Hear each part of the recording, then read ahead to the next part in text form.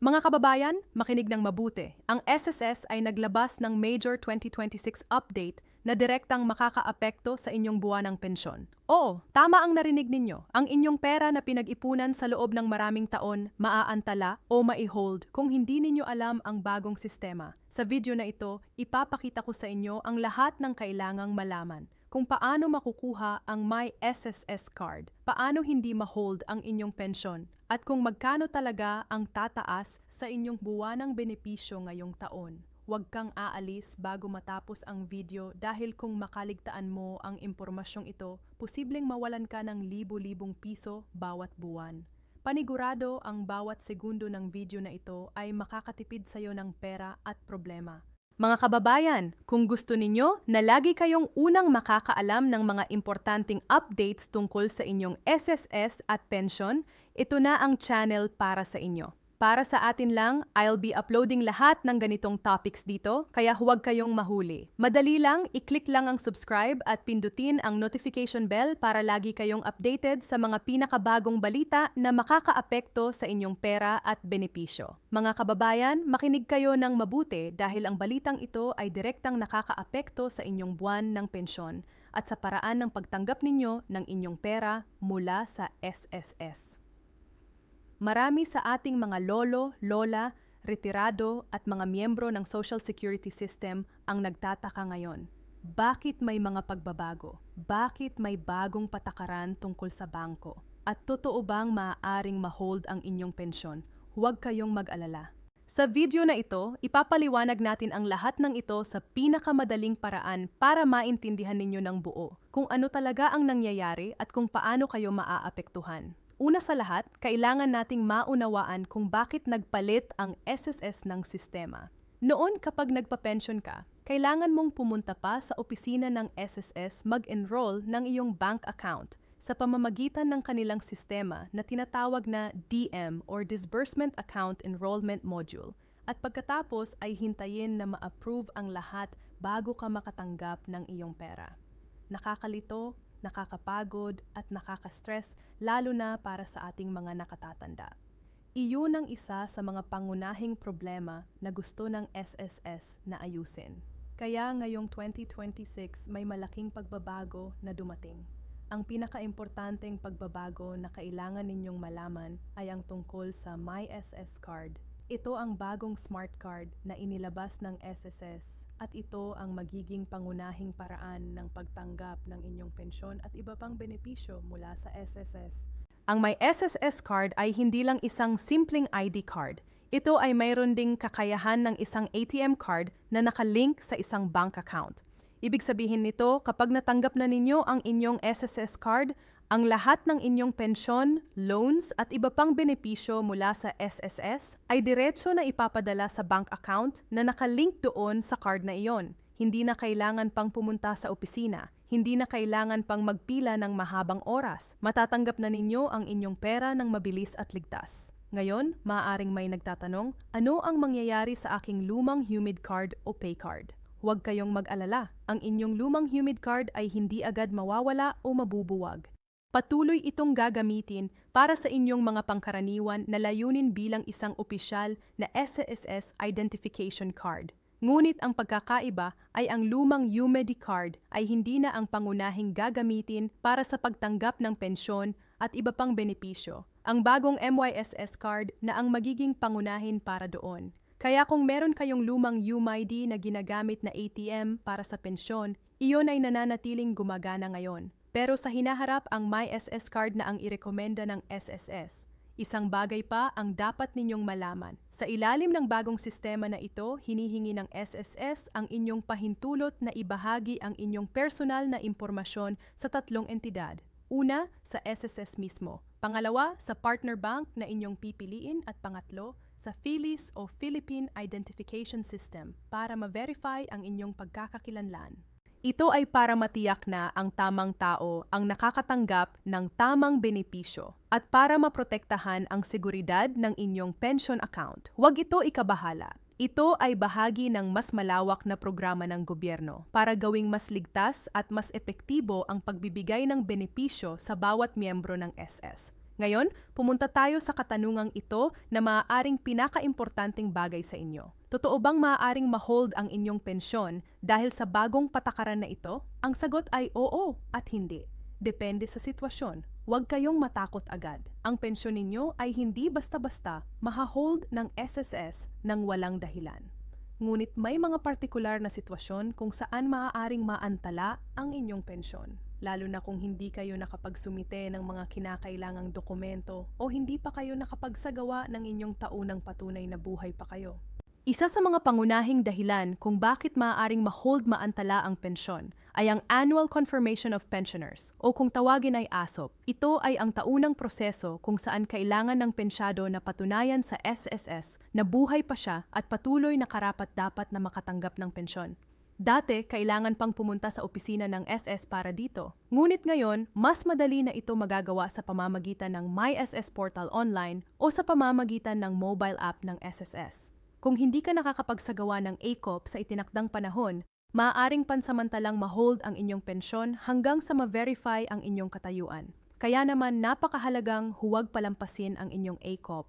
Bukod sa AOP, may isa pang bagay na dapat tandaan. Ngayong nagpalit na ang SSS sa sistema ng MySS Card bilang pangunahing paraan ng pagpapadala ng benepisyo. Kung hindi pa kayo nakaka-apply ng MySS Card at ang inyong lumang disbursement account ay hindi na updated sa sistema, maaaring makaranas kayo ng pagkaantala sa pagtanggap ng inyong pensyon. Hindi ibig sabihin nito na ninakaw ang inyong pera o hindi na kayo bibigyan. Ang inyong pensyon ay nandoon pa rin at ito ay sa inyo pa rin. Ang problema lang ay ang proseso ng pagpapadala ng pera sa inyong account. Kaya naman, napaka-importanteng kumpletuhin ang lahat ng requirements ng SSS lalo na ang mag-apply ng MySS Card kung hindi pa kayo nakakapagsumite ng application para doon.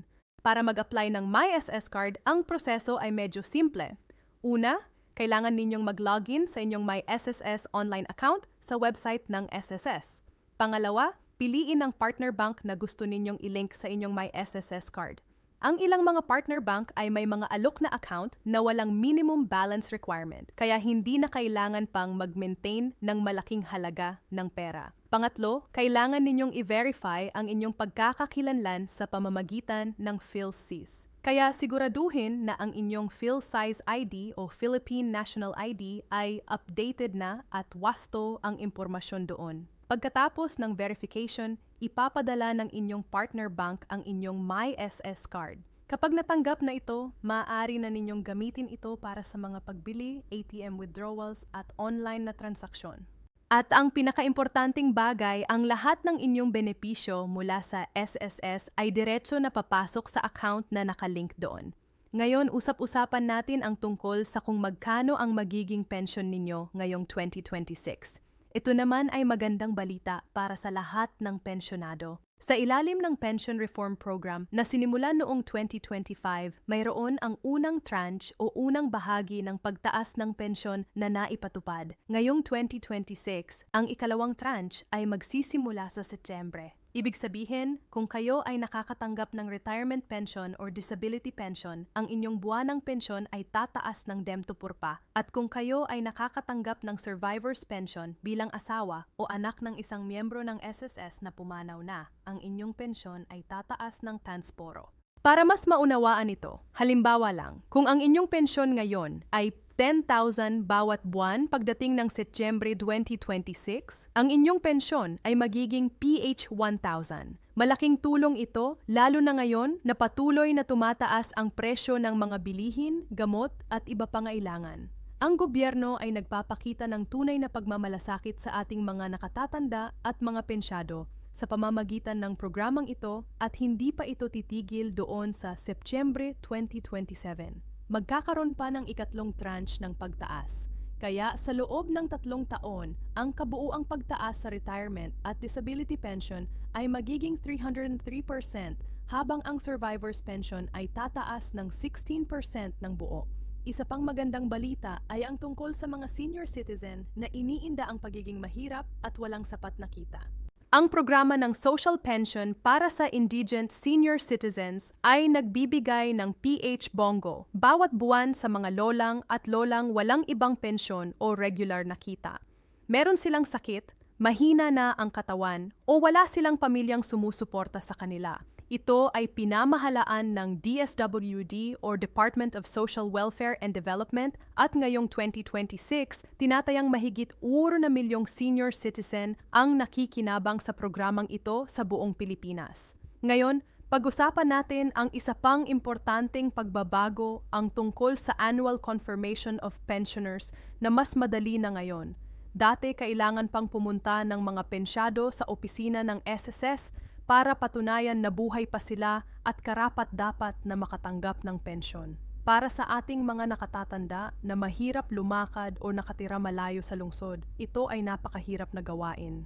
Ngunit sa ngayon, ang SSS ay nagpatupad na ng mas madaling paraan para magawa ito. Maaari na itong gawin online sa pamamagitan ng MySS Portal o sa pamamagitan ng SSS mobile app sa inyong telepono. Ang kailangan lang ay ang inyong SSS number, password ng inyong account, at sa ilang pagkakataon isang selfie or larawan para ma-verify ang inyong pagkakakilanlan gamit ang facial recognition technology. Para sa mga hindi sanay sa teknolohiya, huwag kayong mawalan ng pag-asa. Ang SSS ay patuloy na nagbubukas ng mga bagong serbisyo sa mga probinsya at malalayong lugar para matulungan ang mga pensyado na hindi sanay sa internet or smartphone.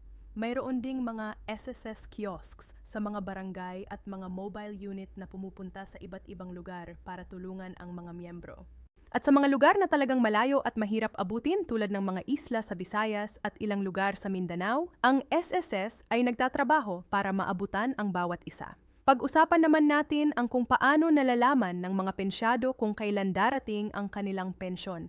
Ang SSS ay sumusunod sa isang sistema ng 2-batch o 2 grupo. Ang unang grupo ay makakatanggap ng pensyon sa pagitan ng ika-1 at ikaw ng buwan. Ang pangalawang grupo naman ay makakatanggap ng pensyon mula ika-6 hanggang sa katapusan ng buwan. Ang grupong kabilang kayo ay depende sa inyong SS records at sa nakatakdang sistema ng SSS. Para malaman ninyo kung kailan eksaktong darating ang inyong pensyon, maaari kayong mag-login sa inyong MySS account online o sa pamamagitan ng apag-ugnayan sa inyong partner bank. Mahalaga ring tandaan na kung ang takdang araw ng pagpapadala ng pensyon ay bumagsak sa isang pampubliko holiday o Sabado at Linggo, ang inyong pensyon ay maaaring mapadala ng mas maaga o maantala ng 1 araw o 2 araw. Ito ay normal lang at hindi ibig sabihin na may problema sa inyong account. Halimbawa, kung ang Enero 1 ay pista opisyal at ito ang takdang araw ng pensyon para sa unang grupo, ang SSS ay madalas magpadala ng pensyon ng maaga tulad ng Disyembre 26, 27, 28 o 29 ng nakaraang buwan.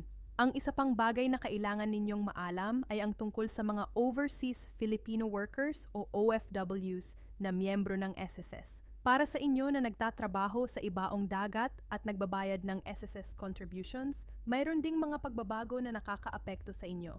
Ang SSS ay nagbubukas ng mga bagong tanggapan sa ibang bansa at nagpapalakas ng kanilang serbisyo para sa mga OFW sa pamamagitan ng 12 POEA offices.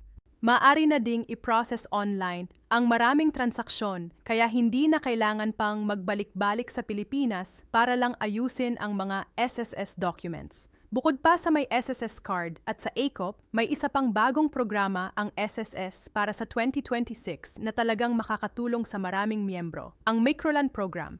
Ito ay isang bagong uri ng pangungutang mula sa SSS na may mas maikling termino mulain hanggang araw lang at ang interest rate ay 8% lamang bawat taon na katumbas ng 0. 67% bawat buwan. Ito ay mas mura at mas ligtas kaysa sa pagpunta sa mga loan shark o sa mga mataas ang interest na money lenders. Ang layunin ng programang ito ay tulungan ang mga miyembro ng SSS na may panandali ang pangangailangan ng pera nang hindi nila kailangang pagbayaran ng malaking interest. Ang Microland program ay inaasahang magsisimula sa unang bahagi ng 2026. Mayroon ding emergency loan program ang SSS na patuloy hanggang Disyembre 2026 para sa mga miyembro na naapektuhan ng mga kalamidad. Kung kayo o ang inyong lugar ay nakaranas ng bagyo, baha, lindol o iba pang sakuna, maaari kayong mag-apply ng emergency loan mula sa SSS para makatulong sa inyong pangangailangan habang nagre-recover ang inyong buhay at kabuhayan. Ito ay bahagi ng patuloy na pagmamalasakit ng SSS sa bawat miyembro nito sa mga panahon ng kahirapan. Ngayon, nais ko ring pag-usapan ang isang bagay na maaaring nakakalito sa marami ang tungkol sa mga kamakailang balita tungkol sa pagtaas ng edad ng retirement. May mga balita at usap-usapan na ang SSS ay nagpapatupad ng mga pagbabago sa edad ng retirement para sa mga miyembro. Ayon sa ilang pinagkukunan, may mga talakayan tungkol sa pagbabago ng paraan ng pagkuha ng full pension para sa mga miyembro na magre-retire. Ngunit ang opisyal na pahayag ng SSS ay nananatiling malinaw.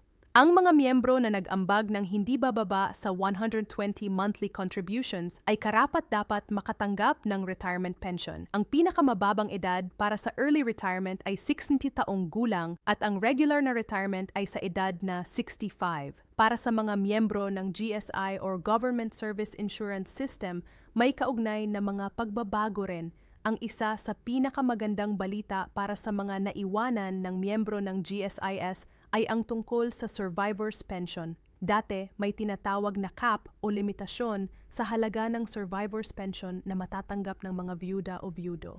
Ngunit simula 2025, inalis na ang CP na yon. Ibig sabihin, ang mga naiwanan na asawa ng isang miyembro ng GSIS ay maaari na ngayong makatanggap ng buong poryento ng pensyon na karapatan nila ng walang anumang limitasyon. At kung magiging batas ang House Bill 729 na kasalukuyang pinag-aaralan ng Kongreso, ang survivor's pension ay maaaring umabot pa sa 100% ng basic pension ng yumaong miyembro. Tungkol naman sa patakaran ng GSIS sa mga biuda o biudong nakakasama ng bagong kasintahan o kasama sa bahay, may pagbabago rin doon. Dati, kapag nalaman ng GSIS na ang isang surviving spouse ay may bagong kasama na sa buhay, kahit hindi pa sila legal na kasal, maaaring mapahinto ang kanilang survivor's pension. Ngayon, ang patakaran ay binago na.